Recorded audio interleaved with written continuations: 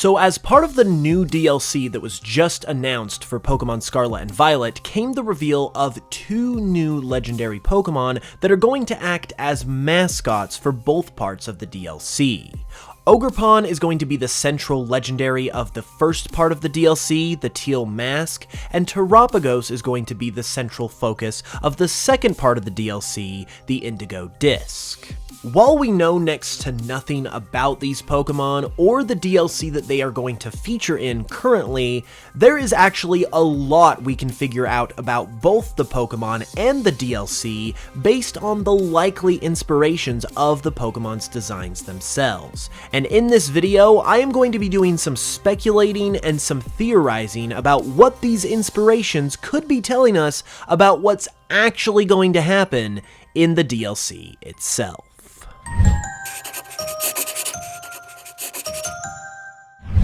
Okay, so since there are 2 parts to this DLC and 2 legendary Pokemon to cover, this video is going to be split up into 2 halves that focus on each part of the DLC and each legendary Pokemon. And we're going to start first with the first part of the DLC and Ogerpon.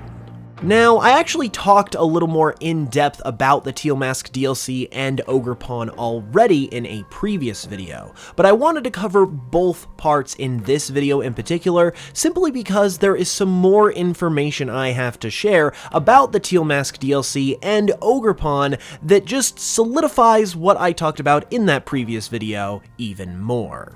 I do recommend going to check out that video if you haven't seen it already, but to give you guys a quick summary, it seems to be the case that the Teal Mask DLC is based on the story of Momotaro, which is a story from Japanese folklore where a boy befriends a monkey, a dog, and a pheasant in order to take down a group of Oni that are terrorizing his land. This lines up perfectly with what is going on in the Teal Mask because we have a new monkey, dog, and pheasant Pokemon that are referred to on the Scarlet and Violet website as heroes, and we now have a new legendary Pokemon that is known as Ogerpon, and ogres are essentially exactly what Oni are in Japanese folklore. So it's basically a foregone conclusion that the Teal Mask is based on this story, and therefore we can use this story as sort of a basis in order to tell us what's going to happen in the plot of the Teal Mask. As mentioned, the story of Momotaro consists of the protagonist, Momotaro, going off along with his new monkey, dog, and pheasant friends that he meets along the way in order to stop and fight these Oni that have been terrorizing his land, and eventually they do so and bring back the chief Oni captive. I personally believe that the story of the Teal Mask is going to follow a very similar structure, where we are going to arrive in the land of Kitakami, which is the setting for the Teal Mask, and we are going to find out that Ogerpon has been terrorizing this location. Therefore, it is going to be up to us, along with Okidogi, Munkidori, and Pheasantipity, in order to stop Ogerpon, and it's probably going to culminate in the same way that the Momotaro story culminated, where we take Ogerpon captive and catch it. However, there are a few more wrinkles to what is actually possibly going to be happening here that we can reasonably theorize and speculate about based on what we know currently. As I mentioned in that previous video, it seems very much like the trio of Munkidori, Pheasantipity, and Okidogi are a trio, and it seems to me, based on various factors, that they might actually act as a set of honorary starter Pokemon, if you will, where we are going to choose one of them to adventure with, much in the same way that we would choose a starter Pokemon to adventure with at the beginning of a standard Pokemon game. This just makes a lot of sense to me, considering that the DLC is a new adventure in and of itself, and it's even taking place in a little region of its own in Kitakami, so I would not be surprised at all if this was in fact the case. I also talked about in that previous video how the Kitakami in the Teal Mask DLC is most likely based on a real-life location in Japan known as Kitakami, and this is why I believe that Kitakami is sort of a region of its own, because the city of Kitakami in real-life Japan is in the Iwate Prefecture, which has not been covered in terms of an actual Pokemon World equivalent. And something I did not mention in that previous video where I talked about this is that this inspiration is essentially confirmed due to what is going on within the Teal Mask DLC itself and what is actually going on within the land of Kitakami. As we can see in the trailer, there is a festival of sorts that is going on in Kitakami when we arrive there as the player character. And this is actually directly based, most likely anyway, on a real-life festival in the real-life Kitakami, Japan, known as the Kitakami Michinoku Traditional Dance Festival. This is a summer festival in the real-life Kitakami that showcases many different performers performing various dances, and they often do this while wearing various masks. And this is the final nail in the coffin that this is the direct inspiration for the Teal Mask, because obviously the central legendary of this part of the DLC, Ogerpon, is holding up a mask over its face as a central part of its design. We also see some masks on display in the live action part of the reveal trailer as well, which pretty much seals the deal that this is what the Teal Mask and the land of Kitakami is based on, which also confirms that Kitakami is more or less probably a region or sub-region of its own, which is also really cool, and I also go more in depth on what that could mean in that previous video that I've mentioned. One other thing that some people believe could happen, though, is that in just the same way that Ogerpon dons a mask as a part of its design, some people believe that the trio of Munkidori, Pheasantipede, and Okidogi could also get masked forms of their own. Not only because Ogerpon dons a mask, but because we see some masks in the live-action part of the reveal trailer that seem to resemble these Pokemon, but at the same time, not quite, which could possibly be foreshadowing the fact that these Pokemon do have additional masked forms. That is just one part of the DLC though, so now it is time to talk about the second part, the Indigo Disk. Just like the Teal Mask, it seems that the Indigo Disk is also taking inspiration from a Japanese folktale, and the folktale this time around is the story of Urashima. The story of Urashima involves a boy named Urashima who rescues a turtle, and as a reward for rescuing this turtle decides to take Urashima to a place known as the Dragon Palace, which resides beneath the sea.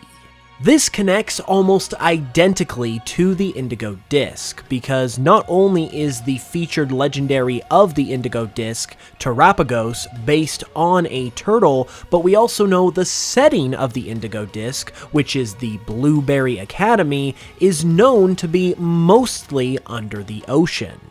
So just like we did with the Teal Mask, we can use the story of this DLC's inspiration, Urashima, to tell us what is possibly going to happen within the story of this DLC. The story of Urashima continues with Urashima spending some time down below the sea in the Dragon Palace, but eventually he decides he wants to go home. When he does, the princess of this palace gives him a box but tells him not to open it. But when he arrives back on the surface, he realizes that everyone and everything he knew is gone, and it's been at least 100 years since the time he left.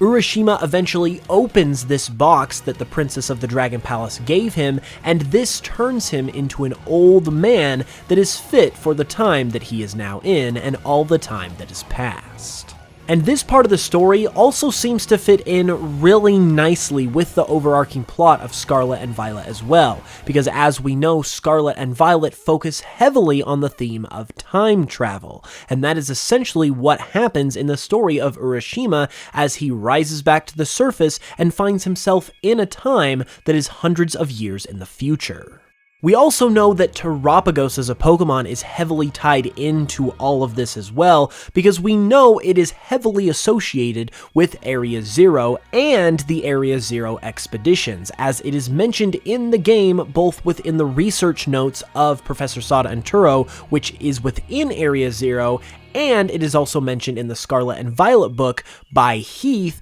who himself went into Area Zero to conduct research. And Area Zero, in turn, is obviously heavily associated with all of the time travel concepts that are going on in this game, as it is the home to not only the Paradox Pokemon from the past and future, but also the time machine that Professor Sada and Turo created. So with all of this in mind, I believe that the story of the Indigo Disk DLC could go something like this. We will probably arrive at Blueberry Academy simply to just do some studying and some Pokemon battling, but after some time there, we will discover that Terapagos is actually located within the depths of the Academy that are well below the ocean.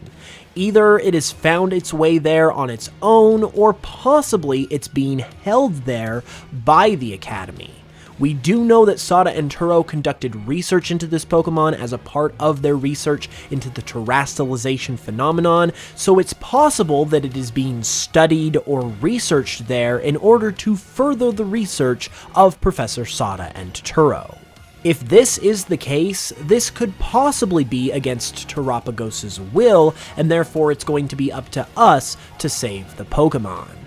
As I said though, the time travel element that surrounds both the games and Terapagos in particular could very possibly play a factor here as well. So I'm wondering, since this is the second part of the DLC and it's going to act as basically the climactic finish for Pokemon Scarlet and Violet as games, if we could actually end up possibly time traveling ourselves within the climax of this part of the DLC, just in the same way that Urashima did in the story that this part of the DLC is taking inspiration from. We could travel to the past in Pokemon Scarlet or the future in Pokemon Violet, and maybe this would be in order to find the AI of Sada and Turo that went into the distant past and future during the main story of the game, and maybe this would involve Terapagos since those professors were obviously studying and searching for the Pokemon. At first, I was honestly unsure of how a Pokemon with as much lore going for it as Terapagos was going to tie into a scenario where we're simply visiting another academy, but the inspiration of this DLC, the story of Urashima, has honestly made this a lot clearer in my own personal opinion, even if it is all just unconfirmed speculation at this time. With that being said though, now I want to know what you guys think. Do you think I'm onto something with the possible stories of these DLCs and how they connect to their inspirations, or do you have another idea of your own? Be sure to leave a like and subscribe if you're new, because it really helps out. With that being said, I will be back with another video very soon, and until then, as always, thank you guys so much for watching this one. I really appreciate it, and I will smell you guys later.